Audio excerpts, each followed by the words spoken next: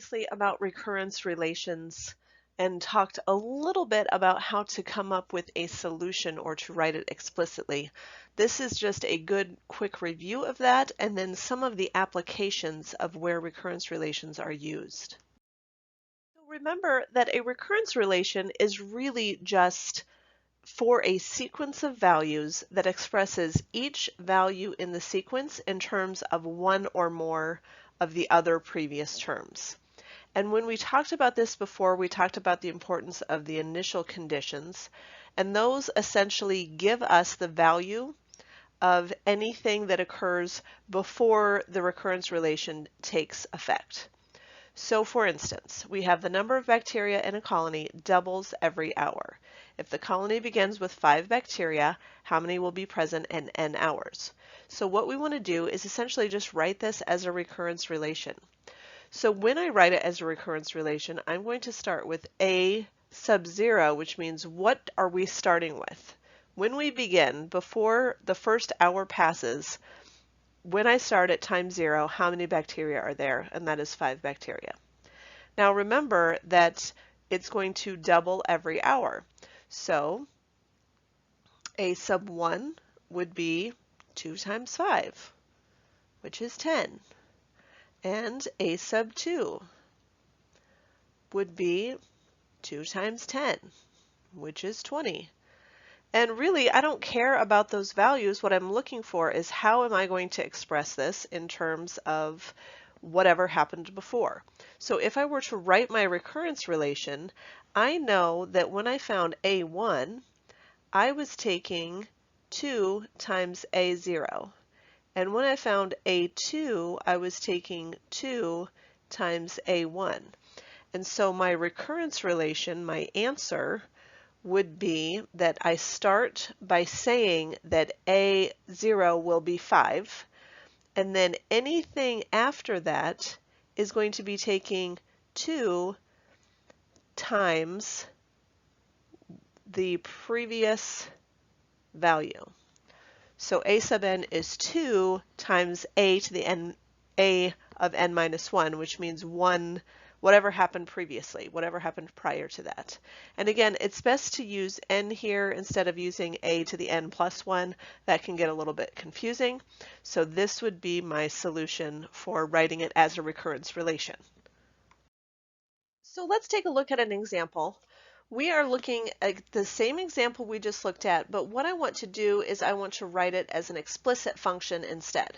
So this is the recurrence relation that we had come up with previously. Remember, it has 2 parts. That's the initial value and the recurrence relation. Now I want to find an explicit function, which means instead of relying each time on what value did I have before, which is what happens in a recurrence relation, I want to write it so that all I have to do is input n somewhere and find a solution.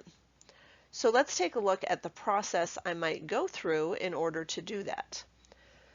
Remember that A0 is 5. My first value is 5. A1, according to my recurrence relation, says take 2 times A0. And 2 times A0 would be 2 times 5. And I could write that as 10, but I'm just going to leave it as 2 times 5. A2 would be 2 times A1. And remember, A1 was 2 times 5. So I could really write that as 2 squared times 5. And then A3 would be 2 A2s. And that means 2 of all of this, so 2 times 2 times 5. Or 2 to the third times 5. So we can see what's happening here. This was really 2 to the 0 times 5. And this was 2 to the first times 5. And so if I keep going, I can say that the nth term, any term that I want, would be 2 to the n times 5. So I found it just by looking for the pattern.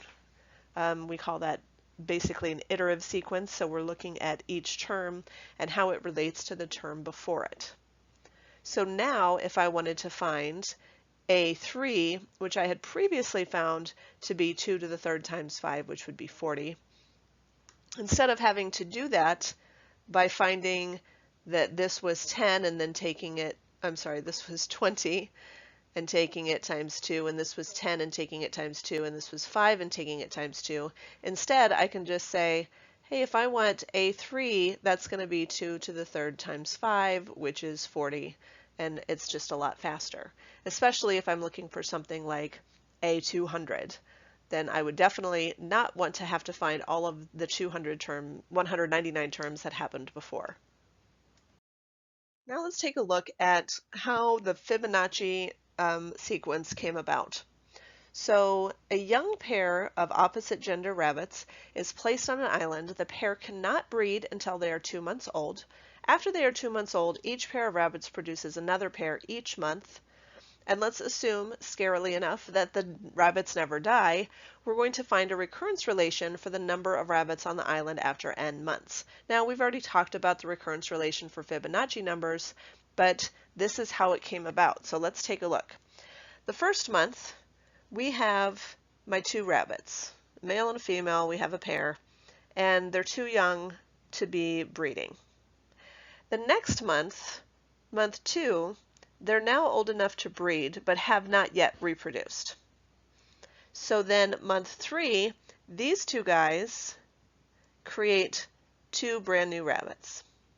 So I've got a pair that is ready to breed and a pair of brand new little babies. The next month, these guys are still ready to breed. Their new little babies are a month old, so they're ready to breed for the next month. And then the green couple had another pair of babies. So my green couple stays green. These guys who were yellow now are old enough to breed. Both my green pairs have had a pair of babies, and these guys become ready to breed. So this is kind of the pattern that we're going through. So let's take a look at how we might put this into table form to maybe help us to make sense of what's going on. In the first month, I have 1 young pair. They're not able to reproduce yet. I don't have any reproducing pairs, so I have just a total of 1 pair of rabbits. In the next month, my young pair is old enough now to reproduce, but hasn't yet reproduced. So any active rabbits will be, of course, we're going to take that times, or get another pair out of them. So right now I still just have 1. Now my young pair has now moved over here. And because they've moved over there, they've had a baby. And so, well, a pair of babies, I guess we would say. And so in month 3, I have my active pair and my young pair, and my young pair is not old enough to breed yet. So now I have 2 total pairs of rabbits. In the next month, I still have my active pair, and my pair that was young before is now old enough to reproduce but has not yet reproduced. But my active pair has had another pair. So I have a total of 3 pairs of rabbits. Again, this time my active pair is still active. This pair of rabbits is now active as well, and they both reproduce a pair of rabbits.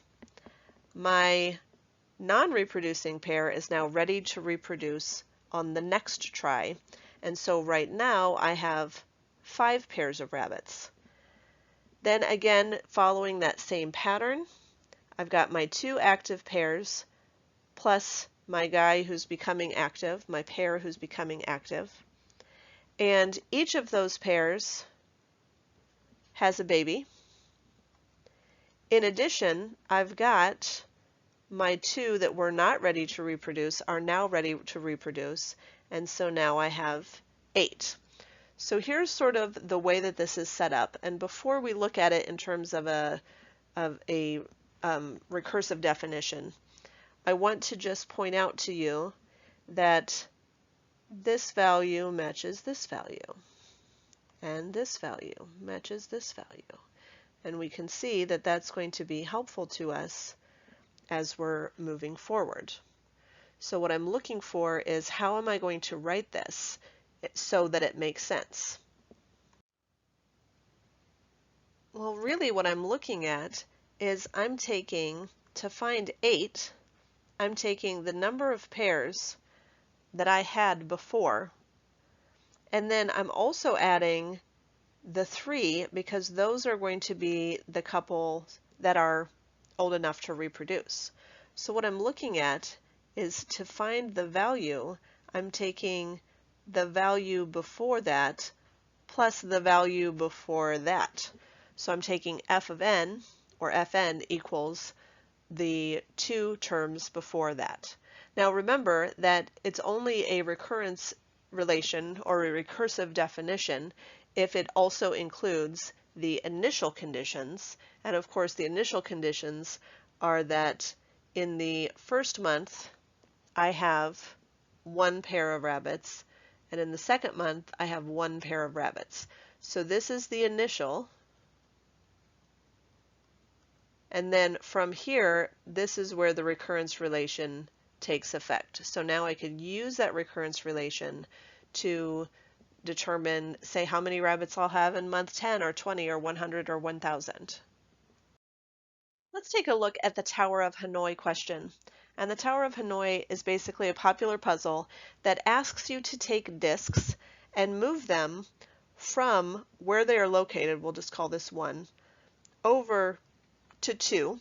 And we want to move them to 2 so that they're in the same order that they are in now. However, I can only move 1 disk at a time, and I can only stack disks so that the larger one is on the bottom and the smaller one is on the top, which means I can't just move this guy and then move the next one and move the next one all over to 3 and then move them back. It's not going to work that way. So what I'm looking at here is to write this as a recurrence relation. So I'm not trying to find this explicitly yet.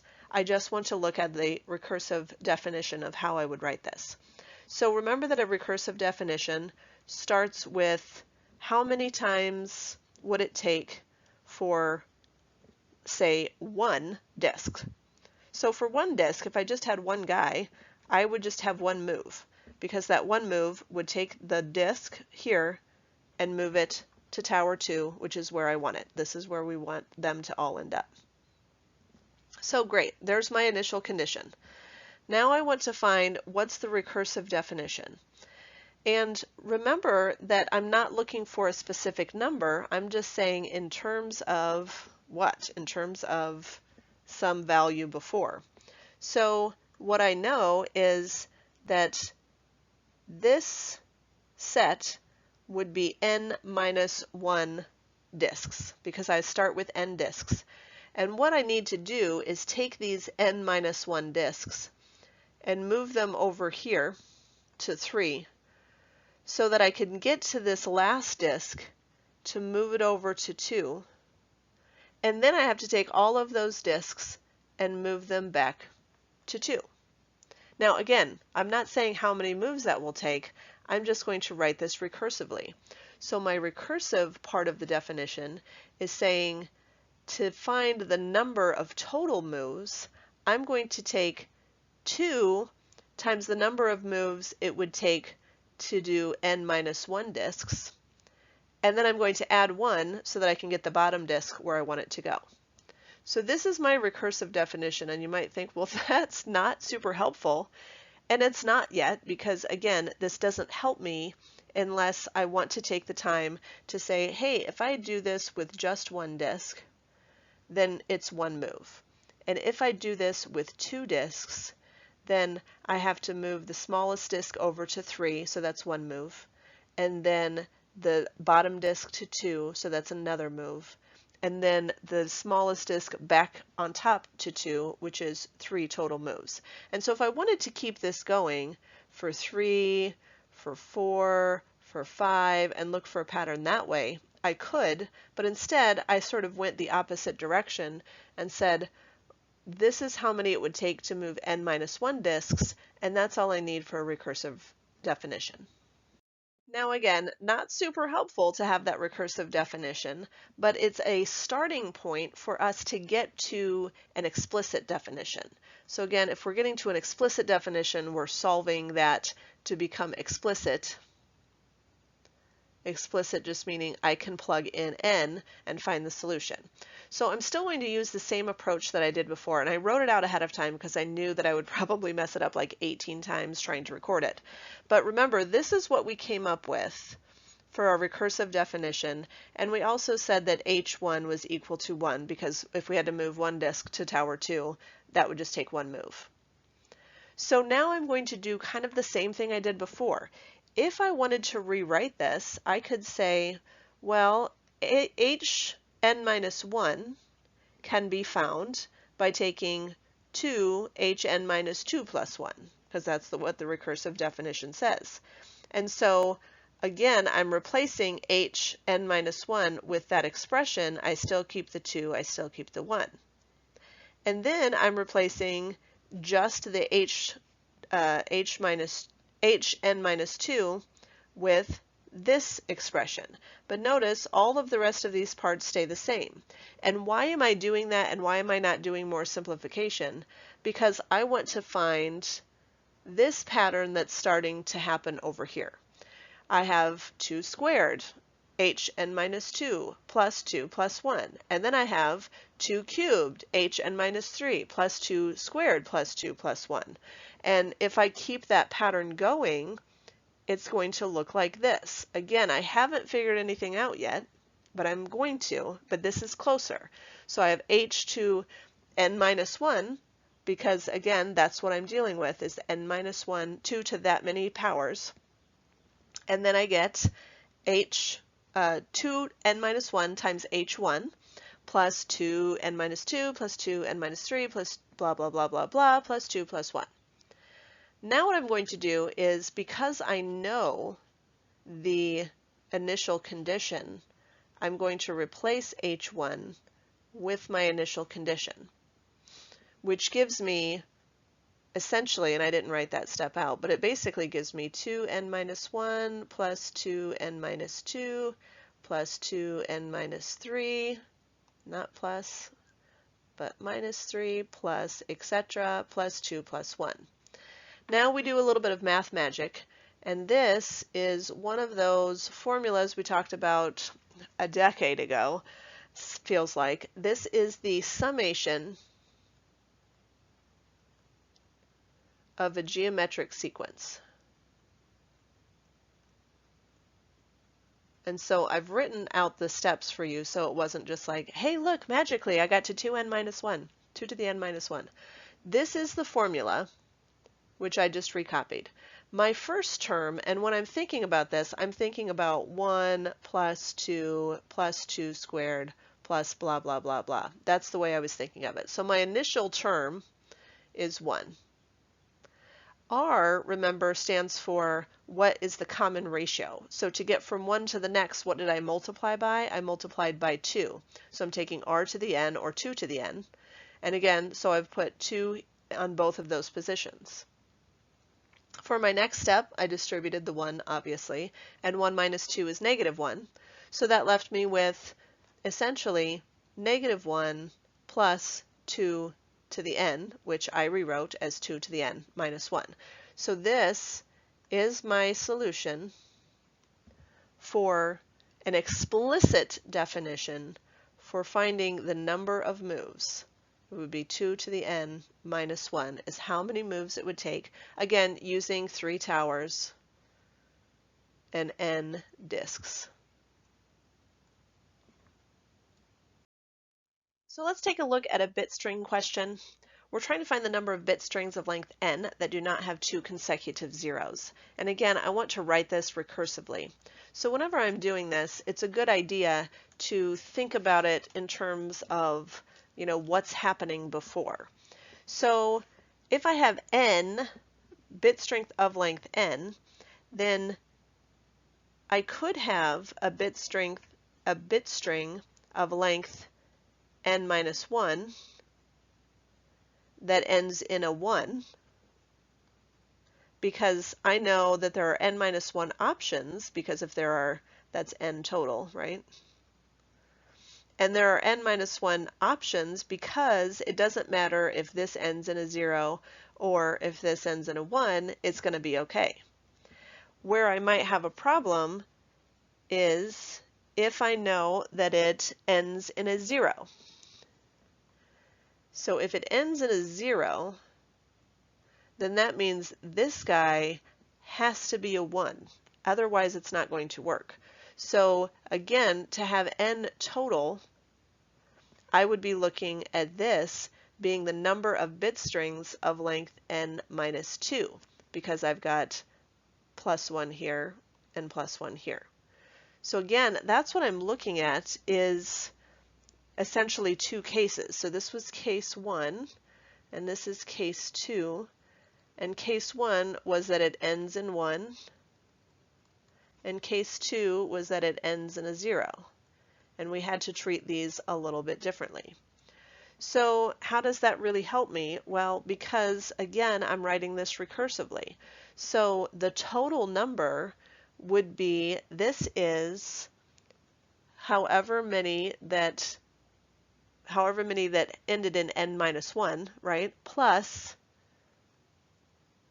a n minus 2, because essentially I'm just doing recursively, taking however many bit strings of length n minus 2, which is what I have here, and I'm setting the last two numbers. And this is the number of bit strings that are of length n minus 1, and so that means a n is adding those two together. Now, what am I missing? I'm missing the fact that I need initial conditions. So let's look at, remember I'm looking at two values, which means I need two initial conditions. So let's look at for 1 and 2. The number of bit strings of length 1 that don't have two consecutive zeros, my options are 1 and 0. That's two options. For length 2, I'm looking not at 0, 0, because that wouldn't work, because that would have two consecutive zeros, but I would have 0, 1, and I would have 1, 0, and I would have 1, 1, so that's three options. So my definition would be that A1 equals 2, A2 equals 3, and this definition works for n is greater than or equal to 3. I should have kept that inside the box, I apologize. So this is my final solution for my recursive definition.